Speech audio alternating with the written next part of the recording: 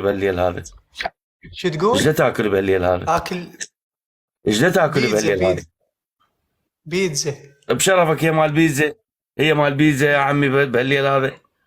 شاي مال شاي، تضرب شاي بهالليل هذا امم بشرفك. اي شاي وسجاير حلوه. البيتزا هاي تنام على قلبك خلينا عمو. افهمك، امم فدوى لقلبك، خلينا افهمك. يسلم لي قلبك يا انا ادخن حبيبي. نارجيله، ايه انا ادخن نارجيله، فاشرب لي زين. فنجان نارجيله، اشرب الثاني، اشرب الثالث، فتلعب روحي احل بهالبيتزا فواكه هالشغلات. اي بس مو تنام على قلبك عمو، هاي كلها شو اسمه يعني، تسوي عندك جالي وتسوي عندك شغلات فواكه اوكي. هو ظل قلب بعد. يا جولة عمي يطلعني شو اسمه قاعد يا مال جولة. هي مال قلب بعد، القلب راح.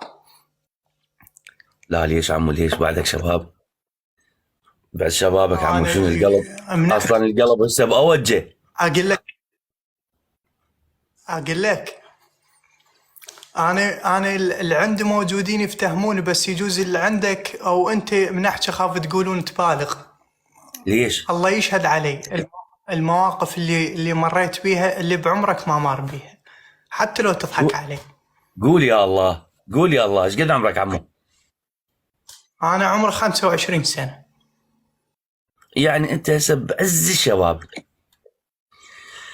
تعرف شنو بعز الشباب؟ يعني انا بعمرك ثق بالله وبرسوله، بعمرك انا مسوي اللي ما مسوي بشر. صحيح انتم جيلكم كل شيء سوا، بس انا شفت اشياء تعبانة كلش. على شنو تعبانه؟